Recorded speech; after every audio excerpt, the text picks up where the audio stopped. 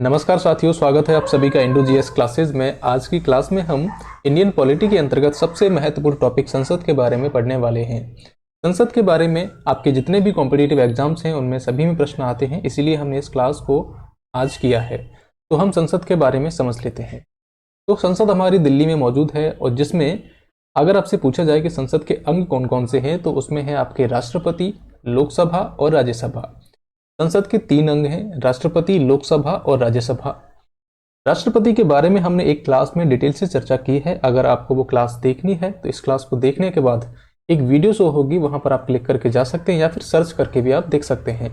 फिलहाल राष्ट्रपति जो होते हैं संसद के किसी भी सदन के सदस्य नहीं होते हैं, ना तो वो लोकसभा के सदस्य होते हैं ना ही राज्यसभा के। लेकिन राष्ट्रपति संसद के अभिन्न अंग हैं, बेशक वो किसी भी सदन के सदस्य नहीं हैं। कैसे अभिन्न अंग हैं? क्योंकि जब भी कोई विधेयक या फिर कानून बनता है, राष्ट्रपति के हस्ताक्षर के बाद ही वो कानून बन पाता है। या फिर कोई सदन आहूत किया जा रहा है या फिर सदन का सत्रावसान करना है, उसमें भी राष्ट्रपति की बहुत ज्यादा महत्वपूर्ण भूमिका होती है। और जब सदन सत्र में नहीं है उस समय अध्यादेश जारी करना राष्ट्रपति की एक बहुत ही महत्वपूर्ण शक्ति है। मतलब जब सदन सत्र में नहीं है और जरूरत पड़ जाए किसी ऐसे कानून की, तो वो कानून कौन लाएंगे? राष्ट्रपति लाएंगे अध्यादेश के माध्यम से। तो संसद के एक ये अभिन्न अंग हैं। इस क्लास में हम लोकसभा और राज्यसभा के बारे में जानेंगे। राष्ट्रपति के बारे में मैंने अलग से क्लास में चर्चा कर रखी है, इसलिए यहाँ पर करने की जरूरत नहीं है। तो हम लोकसभा और राज्यसभा को समझ लेते हैं। लोकसभा और राज्यसभा, इन दोनों सदनों की संरचना को समझना बेहद आवश्यक है। लोकसभा में अधिकतम सदस्य जो हैं 552 हैं। वर्तमान में 543 सीटें हैं। तो अधिकतम कितने हो सकते हैं? 552, और वर्तमान में 543 सीटें हैं, जिनमें से 530 सदस्य जो हैं वो राज्यों से हैं और 20 सदस्य केंद्र शासित प्रदेश इनका प्रतिनिधित्व करते हैं। साथ ही यहाँ पर एक प्रावधान था एंग्लो इंडियन समुदाय का। एंग्लो इंडियन समुदाय के 2 सदस्यों को राष्ट्रपति हमारी लोकसभा में मनोनीत करते थे। लेकिन जनवरी 2020 में 104वां संविधान संशोधन होता है। इस संशोधन के माध्यम से ये जो राष्ट्रपति 2 एंग्लो इंडियन समुदाय को लोकसभा में मनोनीत करते थे, इस वाले प्रावधान को समाप्त कर दिया। साथ ही यहाँ पर लोकसभा में एक अध्यक्ष होते हैं। आपने देखा होगा ओम बिरला साहब को लोकसभा में, जब भी आपने लोकसभा की डिबेट सुनी होगी, ओम बिरला होते हैं या फिर कोई और अध्यक्ष भी होते हैं। तो अध्यक्ष होते हैं एक, और यहां पर एक होते हैं उपाध्यक्ष। ओके। साथ ही हम बात करें राज्यसभा की, तो राज्यसभा में अधिकतम सदस्य 250 और अभी वर्तमान में 245 हैं, जिसमें से 229 सदस्य राज्यों का प्रतिनिधित्व करते हैं, वहीं 4 सदस्य केंद्र शासित प्रदेशों से हैं। 12 सदस्य राष्ट्रपति द्वारा मनोनीत किए जाते हैं राज्यसभा में। वैसे वो सदस्य जिन्हें कला, साहित्य, विज्ञान, समाज सेवा, इन सभी विषयों के संबंध में कोई विशेष ज्ञान होता है या फिर व्यावहारिक अनुभव होता है, इन 12 सदस्यों को राष्ट्रपति द्वारा मनोनीत किया जाता है। अब ये जो राज्यसभा है वो एक स्थायी सदन है। स्थायी सदन कैसे है उसे समझते हैं। तो देखिए, राज्यसभा जो है कभी विघटित नहीं होती, क्योंकि इसके जो 1/3 सदस्य हैं, 1/3 सदस्य हर दूसरे वर्ष सेवानिवृत्त हो जाते हैं, और जो खाली सीटें रह जाती हैं उनको फिर से चुनाव के द्वारा भर ली जाती है। मतलब कहने का ये है कि राज्यसभा के जो सदस्य हैं, एक बार में सारे सदस्य सेवानिवृत्त नहीं होते। हर दूसरे साल में 1/3 सदस्य सेवानिवृत्त हो जाते हैं, और उसके बाद जो खाली सीट रह जाती है उनको तुरंत भर लिया जाता है। अब यहाँ पर ये जो सदस्य चुने गए राज्यसभा में, उनका कार्यकाल कितना होगा? तो उनका कार्यकाल होगा 6 वर्ष। उनका कार्यकाल होगा 6 वर्ष। लेकिन ये जो 6 वर्ष की अवधि है ये हमारे संविधान में नहीं है, बल्कि इसको डिसाइड किया गया था जन प्रतिनिधित्व अधिनियम 1951 के द्वारा। राज्यसभा में जो सदस्य होते हैं, अगर आपको राज्यसभा में सदस्य बनना है तो आपकी जो उम्र है वो कम से कम 30 वर्ष होनी चाहिए। और राज्यसभा में जो सदस्य होते हैं उनका चुनाव कैसे होता है? वो इनडायरेक्टली होता है। राज्यों की जो विधानसभाएं हैं वो चुनकर यहाँ पर राज्यसभा में अपने सदस्य भेजते हैं। हम डायरेक्ट इस राज्यसभा के इलेक्शन में भाग नहीं लेते। हम प्रत्यक्ष रूप से जो सदस्य निर्वाचित होते हैं, प्रत्यक्ष रूप से जिन्हें हम अपना कैंडिडेट बनाते हैं, वो हैं लोकसभा के अंतर्गत। तो लोकसभा में हम डायरेक्टली अपने कैंडिडेट भेजते हैं अपने वोट के माध्यम से। इनकी अवधि की बात करें तो लोकसभा की अवधि है 5 वर्ष और राज्यसभा की अवधि है 6 वर्ष, लेकिन ये कभी विघटित नहीं होता, ये एक स्थायी सदन है। लोकसभा में जो भी मंत्रिपरिषद बनती है वो अपनी पहली बैठक से अगले 5 वर्ष तक की उसकी अवधि होती है। लोकसभा का सदस्य बनने के लिए कम से कम उम्र होनी चाहिए 25 वर्ष। अब हम समझते हैं लोकसभा की चुनाव प्रणाली। तो देखिए, प्रादेशिक निर्वाचन क्षेत्रों का निर्धारण। हमारा जो इंडिया है इसके सभी राज्यों को कई सारे निर्वाचन क्षेत्रों में विभाजित किया गया है और प्रत्येक निर्वाचन क्षेत्र से एक व्यक्ति ही चुना जाता है जिसको सबसे ज्यादा वोट मिले। अगला पॉइंट क्या है, प्रत्येक जनगणना के बाद पुनः समायोजन। किस बात का समायोजन? राज्यों को जो लोकसभा की सीटें आवंटित की गई हैं उनका समायोजन और राज्यों को प्रादेशिक निर्वाचन क्षेत्रों में जो विभाजित किया गया है उनका समायोजन। तो प्रत्येक जनगणना के बाद जो लोकसभा में सीटें हैं उनका पुनर्निर्धारण होगा और ये पुनर्निर्धारण किसके आधार पर होता है? वो होता है जनसंख्या के आधार पर। तो ये जो प्रावधान है उन राज्यों पर लागू नहीं होता जिनकी जनसंख्या 60 लाख से कम है।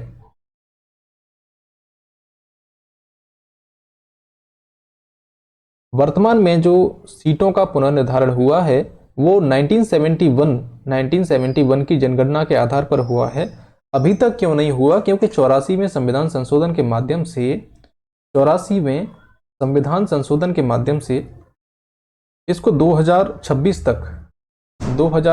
तक रोक लगा दी। मतलब कहा कि जो भी इनका पुनर्निर्धारण होगा वो 2026 के बाद जो भी आपकी जनगणना होगी उसके आधार पर होगा, उससे पहले नहीं होगा। साथ ही लोकसभा के चुनाव में अनुसूचित जातियों और जनजातियों के लिए भी सीटों का आरक्षण होता है। अब यहाँ पर मान लीजिए किसी निर्वाचन क्षेत्र में अनुसूचित जाति की सीट है तो वहां पर सिर्फ अनुसूचित जाति या फिर अनुसूचित जनजाति जिनके लिए भी सीटों का आरक्षण है वही व्यक्ति शामिल हो सकता है, वही व्यक्ति उस जगह से खड़ा हो सकता है। जनरल कैंडिडेट वहां से खड़ा नहीं हो सकता, लेकिन कोई एससी या एसटी का व्यक्ति किसी जनरल सीट पर खड़ा हो सकता है। यहाँ पर यह बात समझने की जरूरत है कि अगर सीट एससी या एसटी के लिए रिजर्व है तो वहां पर जनरल का कैंडिडेट नहीं खड़ा होगा, लेकिन एससी एसटी वाला किसी भी जनरल सीट पर खड़ा हो सकता है। साथ ही महिलाओं के लिए भी अभी वर्तमान में आरक्षण दिया गया है 33%, जो कि आगे लागू होगा। प्रादेशिक प्रतिनिधित्व प्रणाली, मतलब जो भी आपके निर्वाचन क्षेत्र निर्धारित किए गए वहां से एक कैंडिडेट खड़ा होगा। उस कैंडिडेट को, मतलब जितने भी कैंडिडेट खड़े हुए हैं कई सारे, उनमें से जिस भी कैंडिडेट को सबसे ज्यादा वोट मिलेंगे वही लोकसभा में अपना सदस्यता ग्रहण करेगा। तो यहाँ पर जिसको सबसे ज्यादा वोट मिलेंगे वही व्यक्ति लोकसभा में अपना स्थान ग्रहण करेगा, संसद का सदस्य बनेगा। अब संसद के सदस्य बनने के लिए क्या योग्यताएं हैं, क्या अयोग्यताएं हैं, कौन व्यक्ति संसद का सदस्य बन सकता है, कौन नहीं बन सकता, इसको समझना आवश्यक है। तो सबसे पहले अर्हताओं की बात करें, मतलब कौन व्यक्ति योग्य है संसद के सदस्य बनने के लिए, तो वो भारत का नागरिक होना चाहिए, पहली बात। और दूसरी बात ये कि उसकी उम्र 25 वर्ष या फिर 30 वर्ष होनी चाहिए। 25 वर्ष उम्र है लोकसभा के लिए कम से कम और 30 वर्ष उम्र है राज्यसभा के लिए कम से कम। मतलब कम से कम उम्र 30 वर्ष होनी चाहिए राज्यसभा के लिए और कम से कम उम्र होनी चाहिए 25 वर्ष लोकसभा के सदस्य बनने के लिए। साथ ही यहाँ पर प्रावधान है कि उसे भारत के किसी भी निर्वाचन क्षेत्र में मतदाता के रूप में पंजीकृत होना चाहिए। मतलब इंडिया का कोई भी निर्वाचन क्षेत्र है वहां से आप पंजीकृत होने चाहिए एक मतदाता के रूप में। साथ ही आरक्षित सीट से चुनाव लड़ने वाला व्यक्ति अगर किसी जगह, मान लीजिए कोई आरक्षित सीट है, वहां से अगर चुनाव लड़ना चाह रहा है कोई व्यक्ति, तो वह उसी आरक्षित समुदाय से संबंधित होना चाहिए जिसके लिए आरक्षण लागू किया गया है। मान लीजिए ये एक निर्वाचन क्षेत्र है और यहाँ पर कोई एससी या एसटी कैंडिडेट ही खड़ा हो सकता है, तो यहाँ पर सिर्फ एससी या एसटी वाले ही चुनाव लड़ सकते हैं, जनरल कैंडिडेट खड़े नहीं होंगे। आगे यहाँ पर क्या अयोग्यताएं हैं उनके बारे में समझना जरूरी है कि किस आधार पर व्यक्ति संसद का सदस्य नहीं बन सकता। तो संविधान में कुछ प्रावधान किए गए जिन्हें हम कहेंगे संवैधानिक आधार। इसमें कहा गया कि वह लाभ का पद धारण न किए हो, है ना। अगर किसी व्यक्ति ने कोई लाभ का पद धारण किया है तो वो संसद का सदस्य बनने के लिए अयोग्य होगा। लाभ के पद के बारे में हम किसी अलग वीडियो में डिटेल से जानेंगे। साथ ही यहाँ पर कहा गया है विकृत मानसिकता का है और अदालत द्वारा ऐसा घोषित किया गया है उसे या फिर वो व्यक्ति घोषित दिवालिया है, या वह भारत का नागरिक नहीं है, तो वो क्या नहीं होगा, संसद का सदस्य नहीं बन सकता। संसद द्वारा बनाए गए किसी कानून के तहत कोई व्यक्ति अयोग्य है।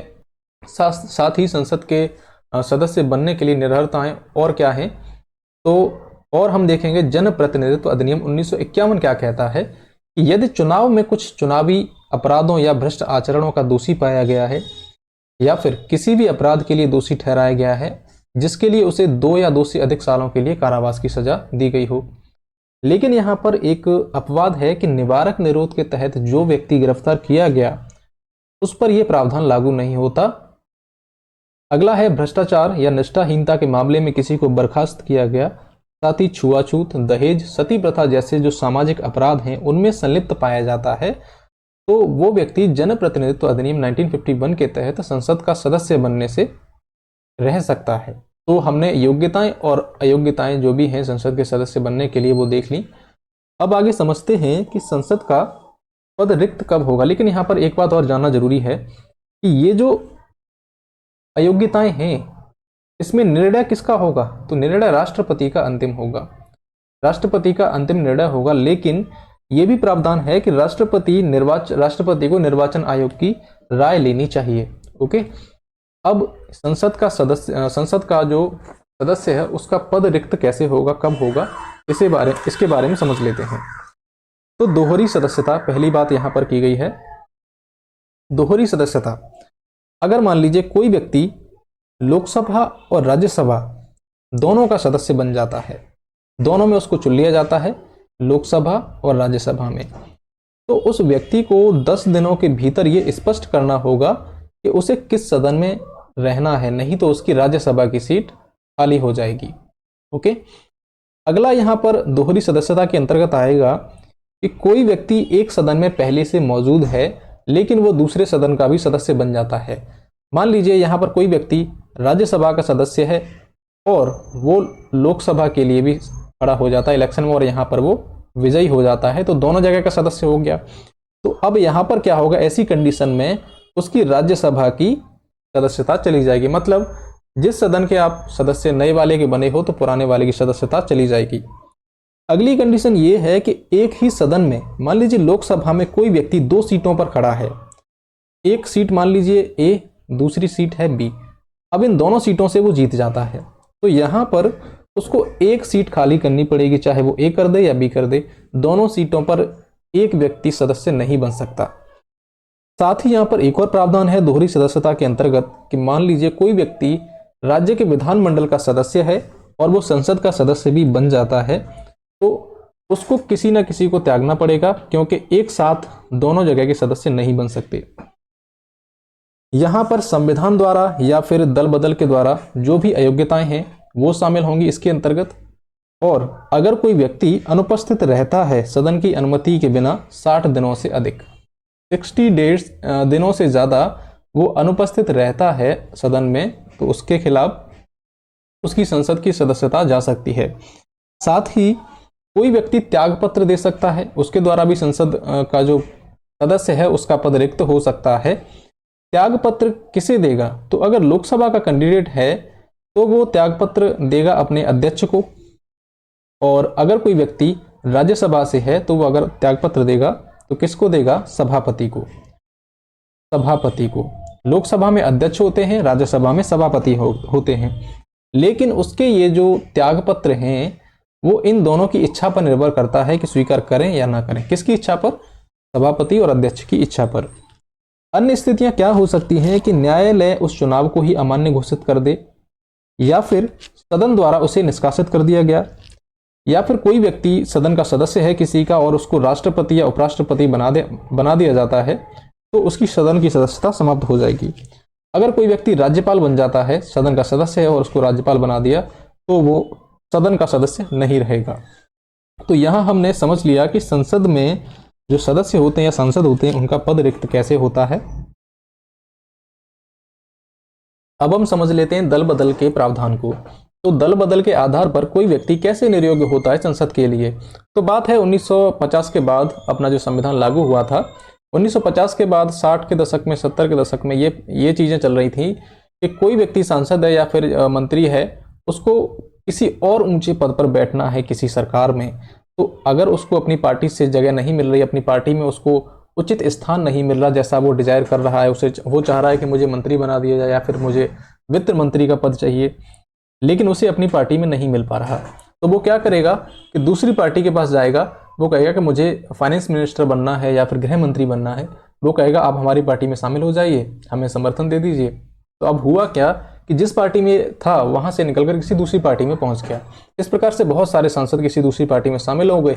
अब इससे क्या हुआ, लोकसभा टूट गई, जो सरकार थी वो सरकार गिर गई, क्योंकि उसके पास बहुमत नहीं रहा। इसलिए यहाँ पर क्या प्रावधान किया गया, दल बदल का प्रावधान किया गया, क्योंकि संसदीय शासन में अस्थायित्व की स्थिति हमेशा बनी रहती थी। इसके लिए यहाँ पर दल बदल का प्रावधान किया गया, क्योंकि बार बार चुनावों का भी खतरा हो जाता था, किसी का कोई पता नहीं रहता था कि कौन व्यक्ति किस पार्टी में कब शामिल हो जाए। तो एक नारा भी उस टाइम चला था, आया राम और गया राम का। इसी संबंध में 1985 में 52वें संविधान संशोधन के माध्यम से 10वीं अनुसूची के रूप में हमें दल बदल के प्रावधान को शामिल कर दिया। तो दल बदल का प्रावधान हमारे भारतीय संविधान में 10वीं अनुसूची के रूप में मौजूद है। इसमें क्या प्रावधान किया गया कि अगर कोई व्यक्ति, अगर जो सदस्य है वह स्वेच्छा से उस राजनीतिक पार्टी को छोड़ देता है जिसके टिकट पर उसे चुना गया है, या फिर अपनी राजनीतिक पार्टी के निर्देशों के विरुद्ध सदन में मतदान करता है, या फिर अनुपस्थित रहता है, या फिर कोई निर्दलीय उम्मीदवार है जो 6 महीने के बाद किसी राजनीतिक दल में शामिल हो गया, या फिर कोई मनोनीत सदस्य है वो 6 महीने बाद किसी राजनीतिक पार्टी को ज्वाइन कर लेता है। इन सब के आधार पर उस पर दल बदल के कानून का जो प्रावधान है वो लागू हो जाएंगे और उसकी संसद की सदस्यता भी जा सकती है। तो दल बदल का मतलब क्या हुआ कि जब किसी राजनीतिक दल का सदस्य उस दल को छोड़कर किसी अन्य दल में शामिल हो जाता है या फिर स्वतंत्र हो जाता है, तो वहां पर उस पर दल बदल के कानून के आधार पर कार्रवाई की जा सकती है। अब दल बदल के संबंध में जो निर्णय लेने वाला प्राधिकारी कौन होगा, तो वो लोकसभा के अंतर्गत अध्यक्ष होगा और राज्यसभा के अंतर्गत सभापति होगा। लेकिन यहाँ पर एक बात और समझनी आवश्यक है कि दल बदल के अपवाद क्या हैं। तो दल बदल के अंतर्गत जो लोकसभा के स्पीकर हैं, या फिर हम कहें अध्यक्ष हैं, स्पीकर या फिर सभापति, इन पर यह लागू नहीं होता। साथ ही 2/3 निर्वाचित सदस्य, अगर 2/3 निर्वाचित सदस्य एक साथ मिलकर किसी दल को छोड़कर दूसरे दल को ज्वाइन कर लेते हैं, मतलब किसी पार्टी के 2/3 सदस्य किसी अपनी पार्टी को छोड़कर दूसरी पार्टी को ज्वाइन कर लेते हैं, तो वहां पर उन पर दल बदल का प्रावधान लागू नहीं होगा। अब ये जो 10वीं अनुसूची के संबंध में ये जो मामलों का निपटारा करते हैं, ये जो लोकसभा और राज्यसभा के जो सभापति हैं या अध्यक्ष हैं, इनके निर्णय की न्यायिक समीक्षा की जा सकती है। पहले ये प्रावधान नहीं था, लेकिन एक वाद आया था, किहोतो होलोहान वाद। उस वाद में कहा गया कि इनके निर्णय की न्यायिक समीक्षा भी की जा सकती है। तो दल बदल के आधार पर जो इनका डिसीजन होगा उसकी न्यायिक समीक्षा की जा सकती है। इसके बाद जो भी आपके संसद के प्रावधान हैं, जो भी आपके संसद के से संबंधित फैक्ट हैं, उनको हम अगली क्लास में डिस्कस करेंगे। फिलहाल हम इस क्लास को यहीं पर रोक रहे हैं। आपको शायद ये क्लास समझ में आई होगी। अगर समझ में आई है तो वीडियो को लाइक करें, साथ ही चैनल को भी सब्सक्राइब करें। धन्यवाद। मिलता हूं मैं आपसे अगले वीडियो में।